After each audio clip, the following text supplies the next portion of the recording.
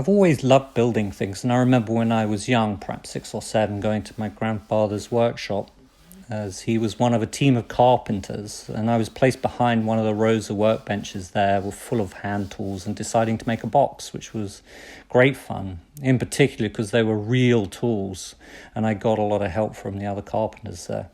Clearly left a very strong impression on me, and I think being introduced to making with real tools with real professionals at a young age is very inspiring and informative. Later, I always wanted to be, I think, in some form of innovation and design, and as a youngster I loved science, and in particular physics, although I wasn't particularly good at it, but it did lead me to design and geometry, and in particular three-dimensional design. Deep down, I think I always wanted to be some form of designer, an industrial architect and so on.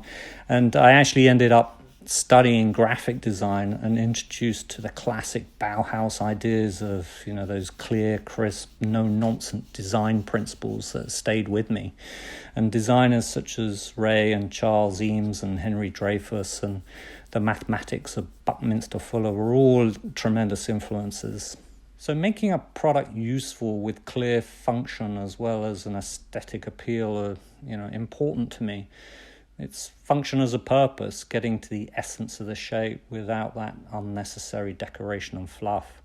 I don't mean minimalism, which is sort of boiling things or everything away, but I do gravitate to products made to last that are hard-working and non-ephemeral. The round tray was a piece of serendipity, as I'd been making rectangular large trays, and I was holding this strip of wood and I started to bend it, folding it over to break it in half and put it in the rubbish.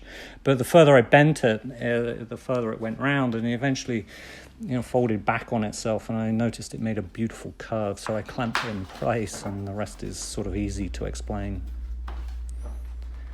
I admire the simplicity of those shaker-style boxes and the naturalness of mid-century European furniture. There's an interesting technical problem of joining a bent circle of wood because it bulges out.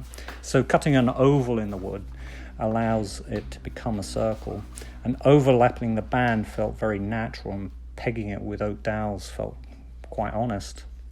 I like the challenge of making our products functional, innovative and useful, while at the same time is clean and doesn't get unnecessarily busy, and hopefully that makes them a little bit honest.